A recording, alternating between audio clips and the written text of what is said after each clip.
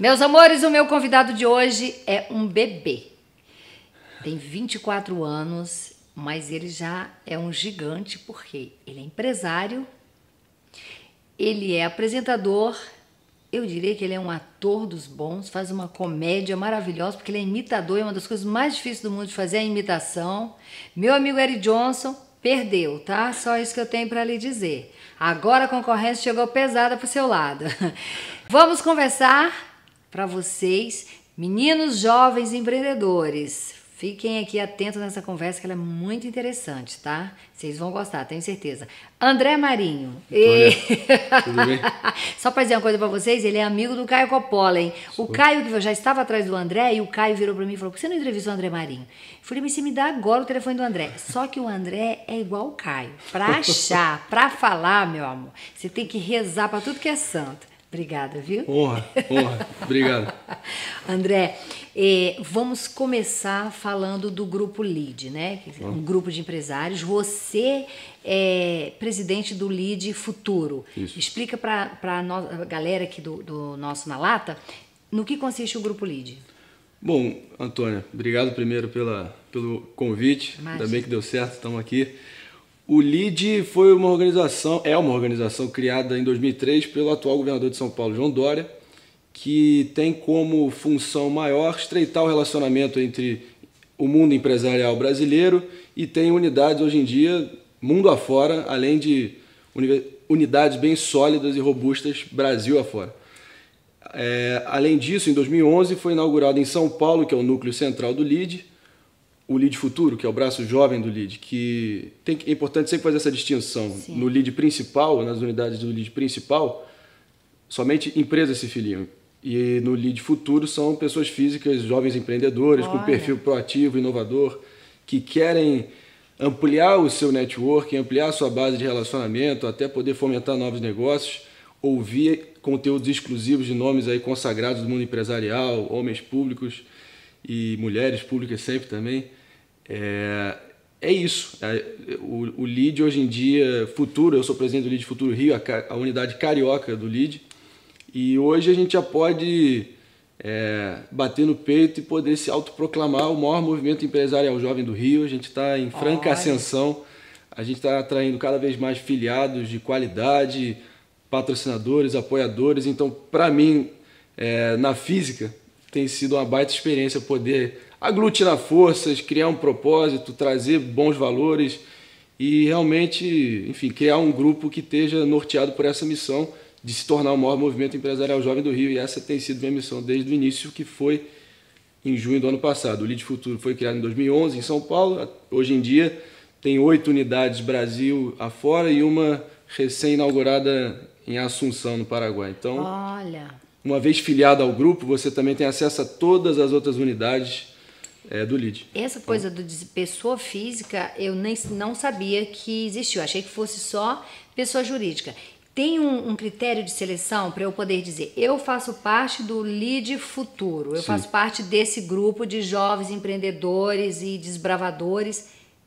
Porque eu imagino que deve, que nem na televisão ou no teatro, sei lá, essas pessoas candidatas a artistas, né, que acham que é capaz e aí fala, não, mas eu sou um artista nato, porque também tem muita gente que pode se auto-intitular um empresário e aí chega lá numa reunião ou alguma coisa e fala, o que essa pessoa está fazendo aqui? Tem disso? Sem dúvida, a gente tem um crivo interno para poder selecionar. Não significa, a gente tem filiados das mais variadas áreas de atuação. Isso até é um grande plus da experiência LEAD Futuro, você poder bater bola, trocar ideias e poder, enfim, se envolver, se engajar com outras cabeças pensantes Sim. e outras vivências completamente distintas da sua. Mas, e obviamente, a gente tem uma série de critérios, quesitos ali que são amplos, para ser sincero, mas são, obviamente, rígidos. Fundamentais. Fundamentais, obviamente.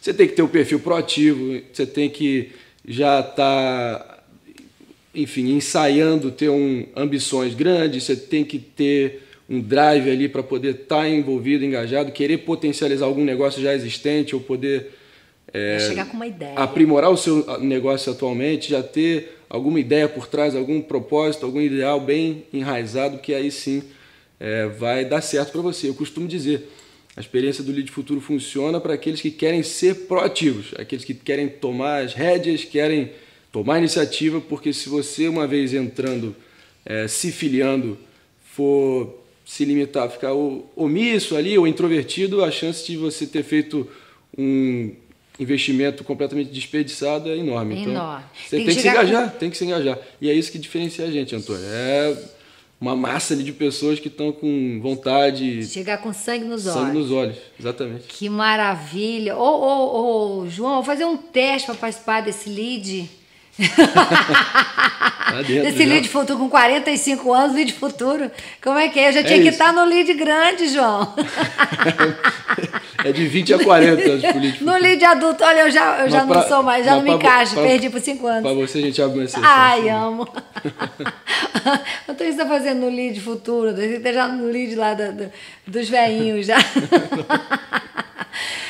Gente, para quem não sabe, o André Marinho é filho do Paulo Marinho. Esta casa linda, gigante, foi o QG da campanha presidencial do Jair Bolsonaro. Né? Aqui de tudo acontecia. Eu ia vir aqui um dia fazer, né, para o PSL, fazer um vídeo e acabou que naquela correria, aquela confusão, sei lá, foram lá em casa.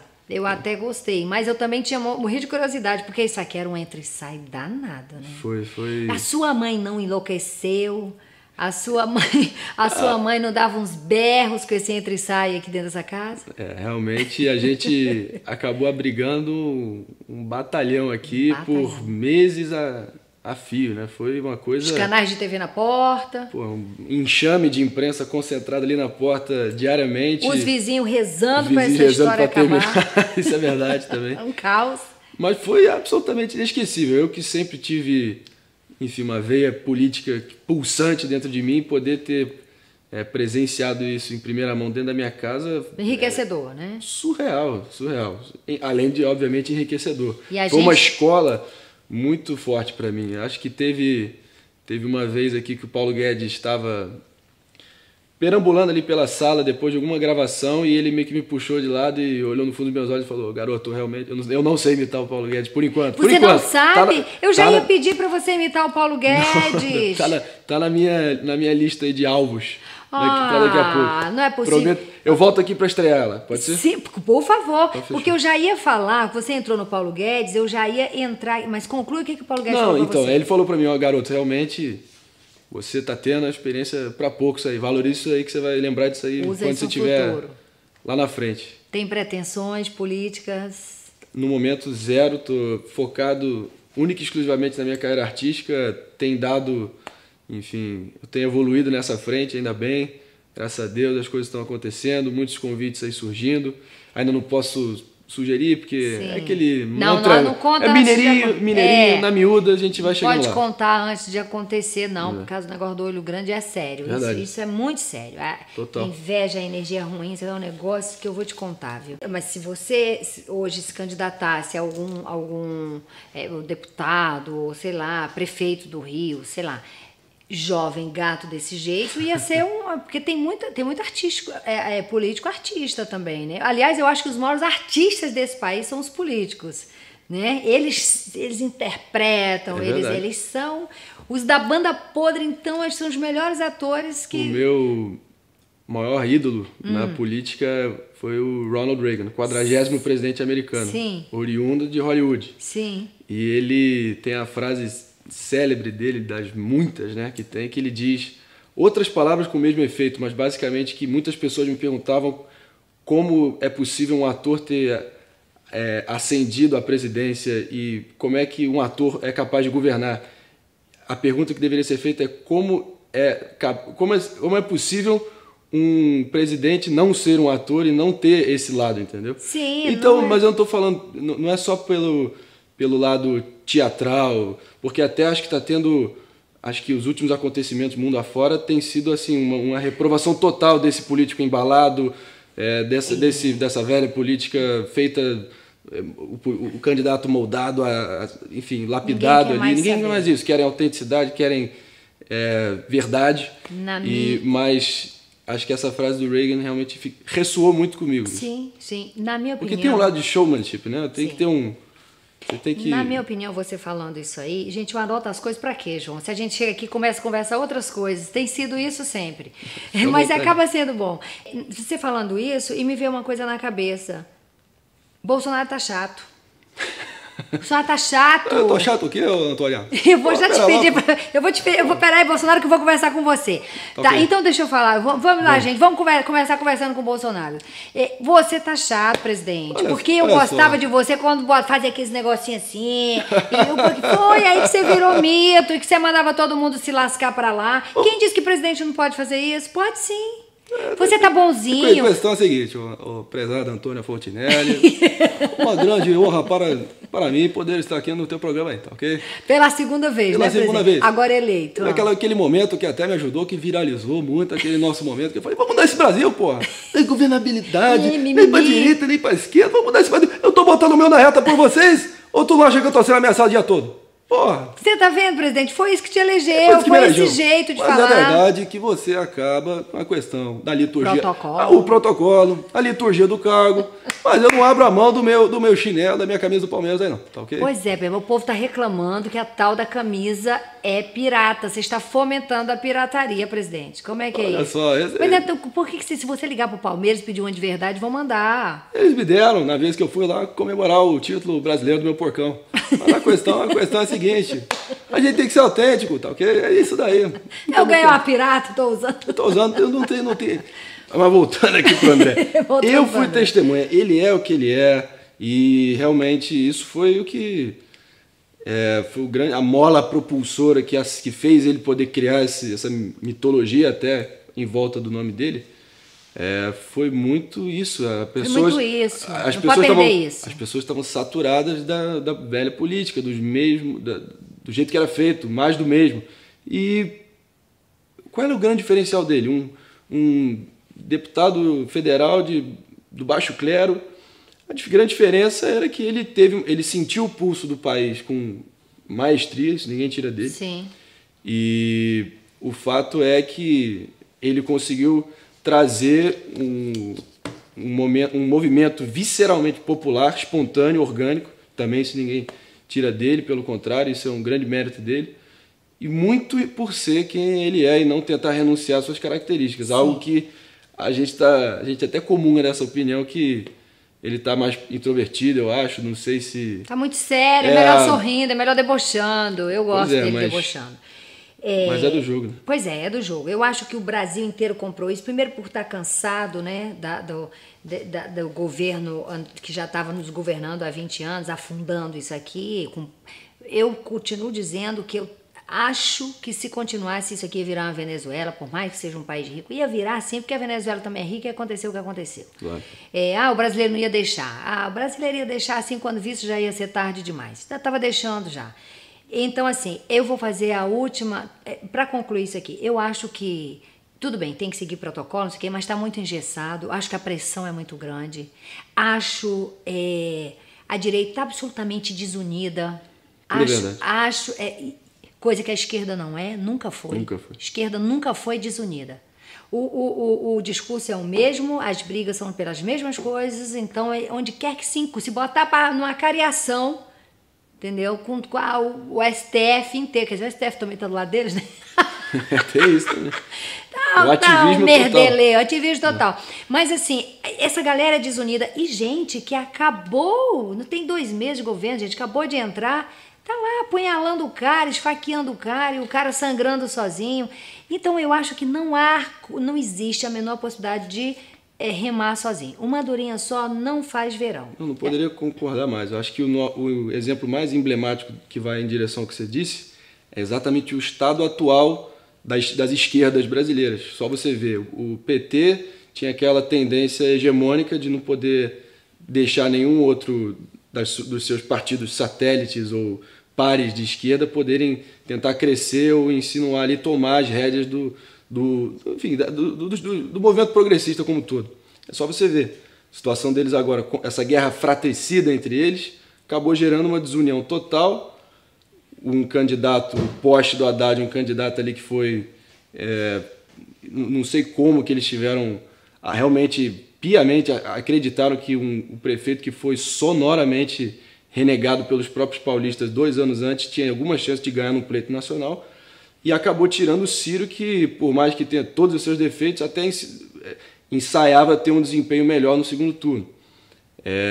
E a gente tem que tomar isso como lição, porque se a direita está há meros meses no poder, continuar nessa guerra fratricida, desunindo, criando tudo em nome de um purismo ideológico, a tendência é a gente acabar descambando para o lado do sectarismo, cada vez mais tribal, cada um do seu lado, cada um tentando defender o seu, e aí vai acontecer o quê? A esquerda vai ascender o poder, porque foi como você disse, eles têm a capacidade de mobilização, e até por tradição, porque a direita, bem ou mal, está se consolidando e se estabelecendo agora como um movimento político, um grupo, um flanco político assim que tenha, enfim, que tenha respaldo, que tenha força, que tenha respaldo popular.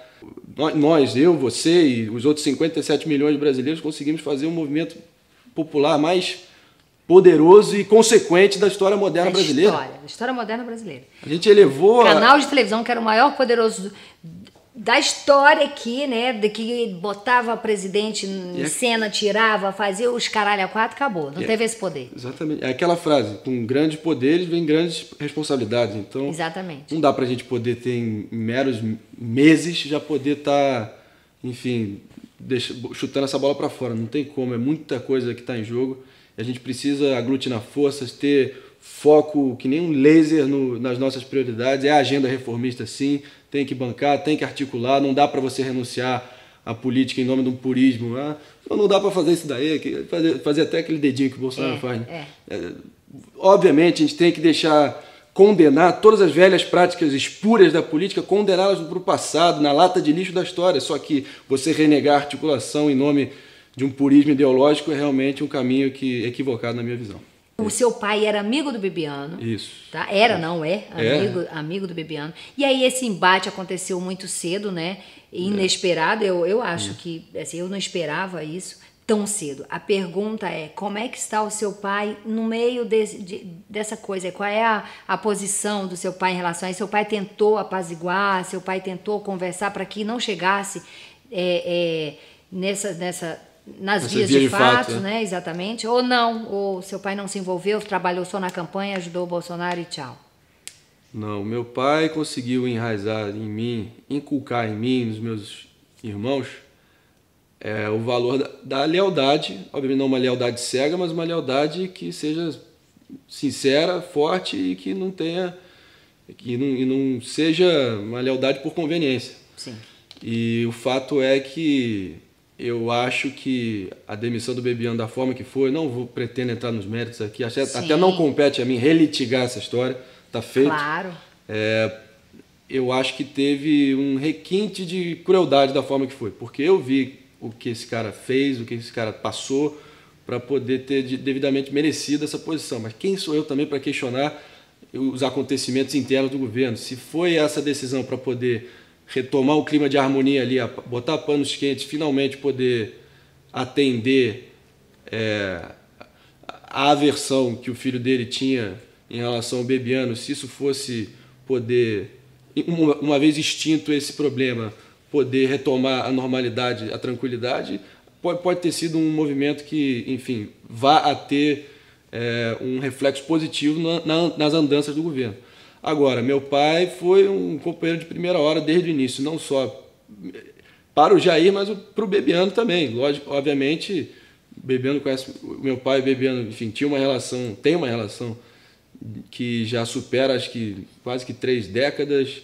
E meu pai eu presenciei durante a campanha momentos assim seminais, momentos históricos que meu pai sempre foi um companheiro de primeira hora, se desdobrou para poder ajudar nas articulações, para poder viabilizar a candidatura em diversos sentidos. A gente concentrou a produção toda do material da gravação para o material de televisão, especialmente do então candidato Bolsonaro, e a gente criou uma baita relação, só que Tem a frase também um pouco clichê do Antônio Carlos Magalhães, que a política é como as nuvens. Você olha um dia, ela está de um jeito, você olha do outro, já está de outro. Então, é um pouco... Mas não é do jogo, mas do jogo. Não é, fala a em nossa jogo. missão... Jogador de futebol é assim, eles se enfrentam em campo, eles brigam, um quebra o tornozelo do outro em prol do jogo, mas termina, vai todo mundo tomar chopp junto. Na política não é assim? Não. Na política brigou, tá brigado. Eu não gosto de comungar muito dessa visão meio fatalista, pessimista da política, até porque eu acho que por todos os nossos problemas que esse nosso povo aí machucado, humilhado, vai ser através da via política. Inevitavelmente vai ser. Não dá para renunciar. Agora,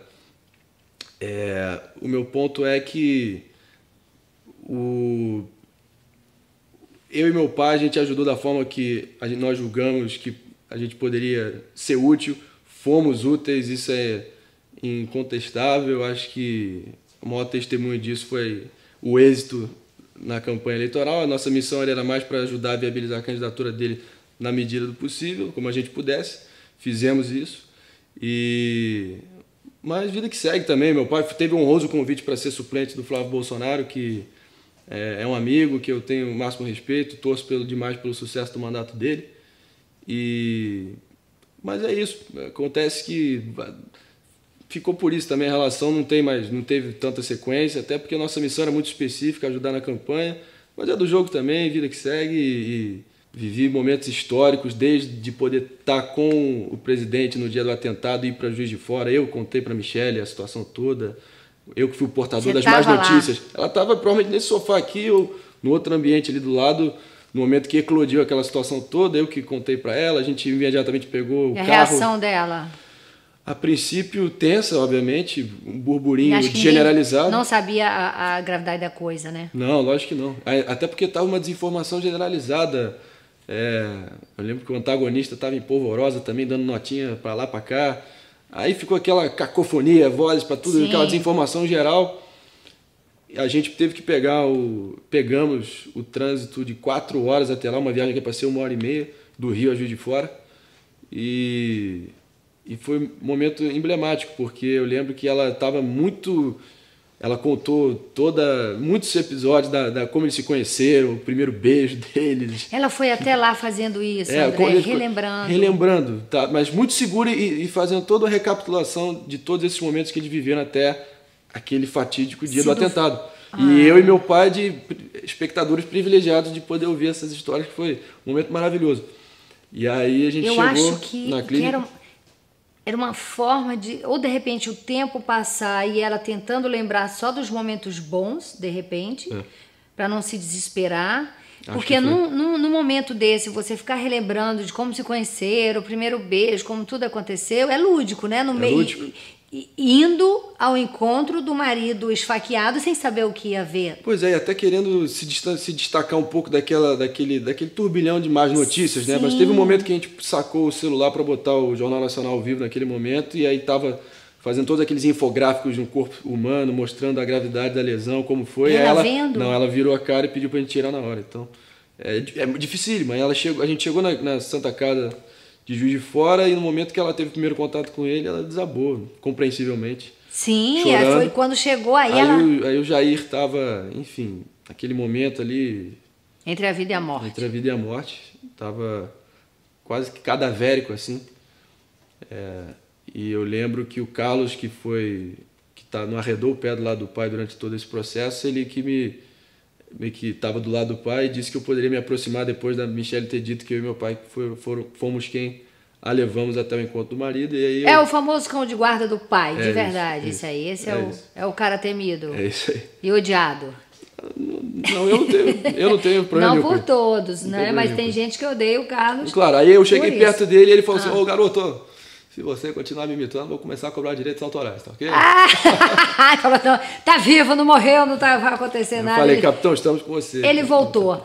Vamos polemizar um pouco o que o Moro tem para dizer para esse merdelê todo do STF, essa gente que um dia prende, outro dia solta, aí um prende, aí eles vem lá, a banda podre do STF e solta. É um esculacho. Ou o Sérgio Moro, estão te esculachando, meu amor. Como é que você vai fazer com isso? Empresário Antônio, foi Fontinelli, estamos aqui hoje fazendo uma entrevista e compete a mim realmente reconhecer que está tendo um conflito ostensivo entre as diferentes esferas do poder, estão competindo e realmente acabam que ficam avançando nas funções uns dos outros. Isso está criando um imbróglio na nossa democracia. Então precisamos ser muito vigilantes em relação a isso. Não podemos deixar isso ficar por isso mesmo. Nós precisamos ter força, institucionalidade, e é assim que funciona. Não, entendeu? Tô pra morrer com você, Sérgio Moro. Eu tô pra morrer com você. Sérgio Moro. Ô, ministro, você fala de olho fechado, me dá um nervosismo, ministro, você não fala olhando assim no olho, cadê o sangue nos olhos? Cadê o sangue? Desafinada, né? Aquela desafinada. E aí puxa assim, cadê aquele sangue nos olhos daquele Moro que pintaram como é o nome da série, gente? Mecanismo. Eu quero ver o Moro do Mecanismo. Não existe aquele Moro do Mecanismo, ele ministro? sempre foi... Olha, a verdade é que eu sou quem eu sou. E cheguei onde cheguei através das minhas virtudes e da minha personalidade. Se você tem algum problema em relação a isso, eu acho que eu vou impetrar um mandado de prisão. Por favor, pra mim não. Pra mim não, que eu vou ter que recorrer ao povo que solta. Que eu não suporto a cadeia. Tem essa voz meio manhosa que ele desafina de vez em quando, mas... Mas é porque antes ele era meio incógnito, assim, quem é o Moro, né? Quem era o Moro? Então eu imaginava o Moro um cara implacável, um cara... E aí agora você vê o Moro, né? Eu tô achando até passivo também, diante disso aí tudo. Eu não entendo a lei, não sei como funciona, mas eu achava que o Moro... com o Moro assumindo como ministro da Justiça, isso não ia acontecer hipótese alguma. Porque continua tudo igual, ao meu ver, até agora. Continua tudo igual. Eu estou falando besteira, André? Ele já produziu o pacote anticrime, que realmente seria uma reforma dos códigos penal e de processo penal, assim, sem precedentes, pelo menos nos últimos tempos. Acho que poderia... Enfim, isso já está entregue ao Congresso. Agora, obviamente, ele teve um embate recente com o Maia. A gente tem que ver como serão os próximos capítulos aí, mas acho que os panos quentes estão sendo postos aí nesse primeiro momento. E tem que torcer, porque é condição sine qua non para o Brasil dar certo. A agenda reformista do Paulo Guedes e essa reformulação das políticas públicas de segurança do nosso Brasil. Não entendo nada de política, mas manter o Maia onde ele estava... Pra que botar a direita lá? Pra que botar Bolsonaro lá? Porque, na minha opinião, quem tá governando é o Maia. Pode ser que eu esteja falando besteira, pode ser que quem veja aqui fala, Antônio, você é uma mentecapta. Mentecapta. Você é uma imbecilóide, você não sabe o que você tá falando. Mas é a minha compreensão, entendeu? Pobre da política, porque eu não sei nada, não entendo nada. Mas é isso, foi o que eu fiz aqui na imitação do Moro. Realmente está tendo uma interseção assim, entre os poderes, estão, enfim, confundindo as suas ações e funções e um está querendo se sobrepor ao outro, solapar o outro, então tá uma confusão geral. Resolve o teu e que eu resolvo o meu aqui, cada um fica no seu canto lá dentro, é isso que eu estou entendendo. É difícil. André, você ficou conhecido recentemente como se você buscar isso no Google, só tem isso. André Marinho, filho do Paulo Marinho, foi o jovem que traduziu a conversa entre Bolsonaro e Trump. E aí depois o Carlos Bolsonaro veio no Instagram dele e falou, não, quem fez foi essa, tem até o nome da mulher aqui, gente, cadê o nome da moça? Ângela Rosa Sarafim. Eu não sei nem se ela é jornalista ou fotógrafa, não sei exatamente, mas disseram que foi ela. Até onde me consta é professora de inglês dele. Professora de inglês deles, mas eu vi você já desmentindo isso em outro lugar, mas de onde surgiu essa história? A gente está fadado a isso quando você está ali sobre a lupa da imprensa. Ali tinha obviamente estava muito restrito o evento ali da apuração dentro da casa do presidente, eu e meu pai estávamos lá.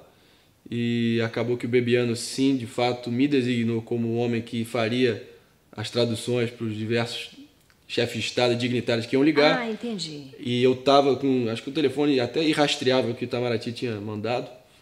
Só que acontece que, em resumo, primeiro, eu jamais me vangloriei disso. Obviamente, acabou produzindo manchetes assim que associaram a mim. Até hoje, volta e meia, eu tenho que ficar esclarecendo isso. Não tem problema nenhum. Para mim é e sempre será uma desinformação irrelevante, Irrelevante. e insignificante. Insignificante, Claro não que teria prejudica sido uma ninguém, honra, não. até porque eu estava escalado para ter essa tarefa. Agora eu entendi de onde veio a informação. Porque de repente lá, né, em algum lugar da empresa, estava escrito quem era, que era a pessoa responsável. Eu não sei por isso quem acabou fornecendo essa informação para a imprensa, mas aí eu estava já eufórico lá comemorando com o Renan, que é o quarto filho do Jair. Sim. A gente já estava prestes a entrar nos braços da galera, subir ali pro trio elétrico que estava na frente do condomínio, para poder comemorar o Onix, Magnum Malta. Segundo turno. No dia da vitória. Dia da vitória. E aí, eis que o telefone começou a ligar que nem doido, o presidente Marito do Paraguai, o presidente Peña Neto do México, aí o cônsul americano Scott Hamilton ligou. Eu falei, Renan, não dá mais pra gente ficar aqui, porque o Jair já estava tendo um momento reservado só com os familiares dentro da casa do Carlos, no mesmo condomínio. Só com os familiares, mais ou menos, porque tinham as pessoas nada a ver ali do lado dele na hora da posse, né? Absolutamente nada a ver. Que é como permanece. Muita gente dentro do Congresso, exercendo cargos, pessoas nada a ver. E aí, um dia que eu acordar daquele jeito, eu dou nomes, eu falo, não, minha opinião pode não mudar em nada, mas é a minha opinião. Tem muita gente nada a ver em volta do senhor, presidente. Pois é, e o fato é que no momento que a gente adentrou a casa do Carlos, a ligação já estava sendo concluída, ele chegou por outra via, chegou direto no presidente.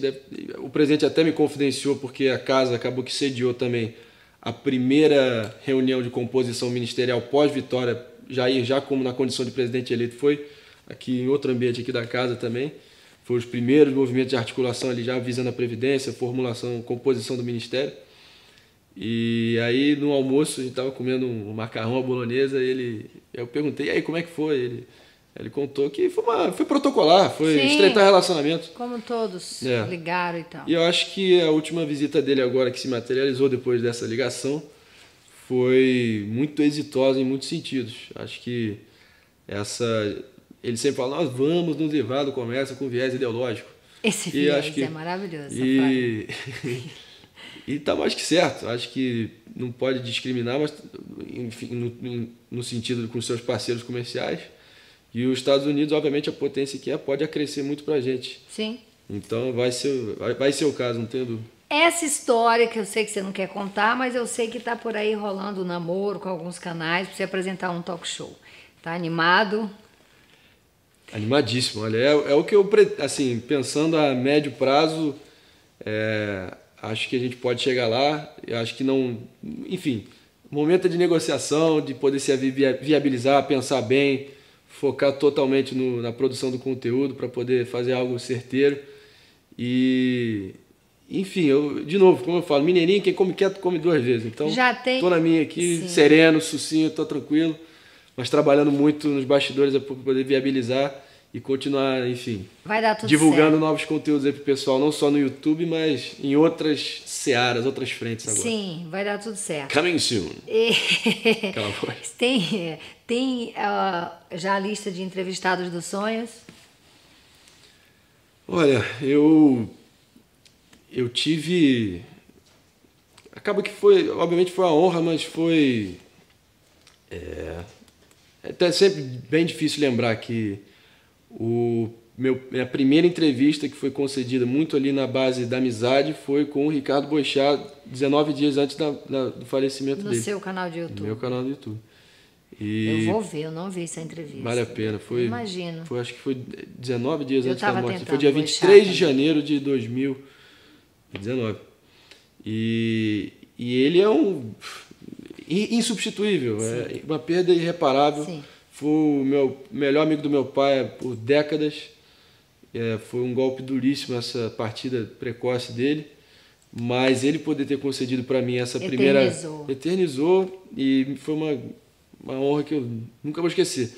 E ele certamente estaria nessa minha lista aí de entrevistas que eu desejaria fazer. Adoraria trocar ideia com o Paulo Guedes, sempre que no final dos nossos almoços aqui. O Paulo Guedes é um cara prolixo, né? Se você deixar ele fala, mas ele te cativa demais no papo dele. Então, é uma das raras pessoas que você tem, pelo menos é o meu caso, eu gosto de sentar e ouvir ele falar. Então, sempre rolava um cafezinho depois do almoço, era um cafezinho, virava um cafezão, eu ficava 45 minutos falando sobre o liberalismo, plano Marshall, o pós-guerra na Europa, a gente trocando ideias realmente profundas sobre tudo. Então, acho que o Paulo Guedes adoraria poder entrevistar e enfim, eu acabei criando uma relação excelente com ele durante a campanha. É um cara que, enfim, tem uma responsabilidade tremenda aí diante dele. É um dos poucos que eu vejo dando o sangue. E que sangue. Realmente está ali botando, do lado do presidente. Tá botando dele da reta aí. Tá botando dele da reta aí. O casamento, os dois estão se amando. Eu estou gostando disso. Tinha que ser assim com todos que usaram o nome do Bolsonaro para estar lá. E faço questão de te entrevistar. Já fazendo um convite agora aqui ao vivo. Meu povo, chupa Brasil.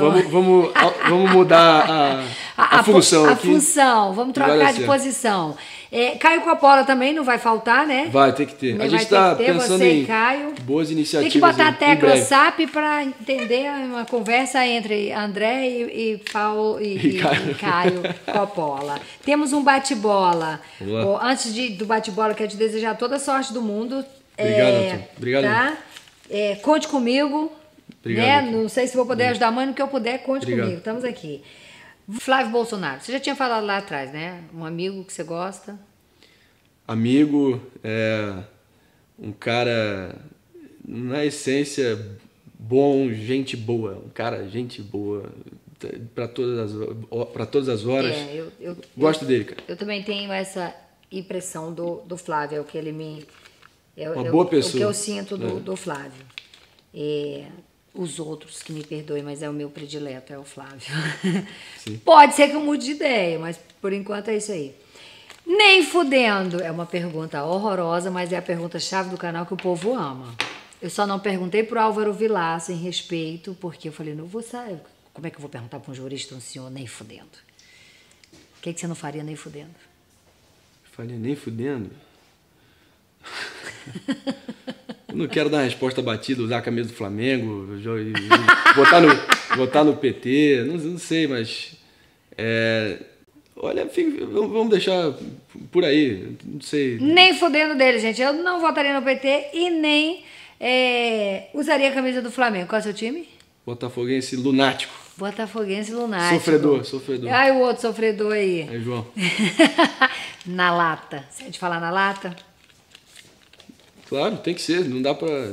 Tem que ser. E o que você diria na lata agora? Pra quem quer que seja.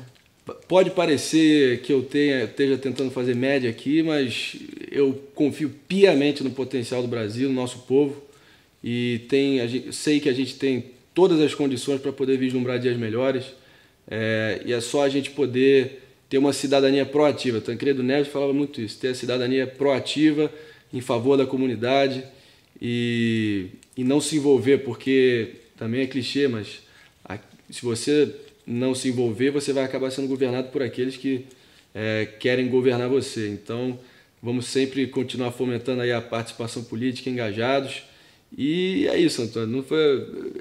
Não deixa de ser um ideal que eu almejo aí para o nosso país. Claro, e você aí liderando esse grupo de jovens empreendedores, fomentando novas ideias, novos empregos, alavancando esse país sofrido, né? E que as pessoas vivem num regime de ignorância por uma política defasada, uma política cretina que a gente vem sofrendo há muito tempo. Qual é o seu canal no YouTube? Canal André Marinho. André Marinho, gente, vai lá que ele imita e tem boas entrevistas e ele também faz umas graças lá, vocês vão se divertir. Bota lá, canal André Marinho. Instagram? @abmarinho. A de André, B de Bourguignon, Marinho. AB Marinho. AB Marinho. Eu vou seguir o André, gente, não estava seguindo o André? Pô. Patrícia, namorada do André. Pode falar que tem namorada, claro, né? Patrícia, não sei se eu corto. Patrícia, André falou que você gosta muito de mim. Muito obrigada, viu, Patrícia, pelo seu carinho, meu amor. Continua gostando, Patrícia. Ó, tudo de bom, sucesso. Obrigado, tá? Meu filho. De coração. E tô torcendo lá pra dar tudo certo na sua nova empreitada. Show. Tá? Vamos que vamos. Se não for agora, obrigado, porque a hora X vai chegar e vai dar tudo certo. Não, em breve, tá? Notícias em breve, tenho certeza. Parabéns. Obrigado. Gente, olha, curta, se inscreva, compartilhe. Vamos lá chegar nos nossos 2 milhões de inscritos pra gente fazer aquela festa, aquele presente que vocês estão sabendo. Vou dar um carro, vou sortear um carro. Eita! Tem uma marca que me ligou e falou, vou dar um carro pra você sortear pra algum seguidor quando fizer 2 milhões. Aí, mas não vou falar. No dia que chegar 2 milhões, vocês vão saber. Olha isso, que delícia. Vamos que vamos. Beijo.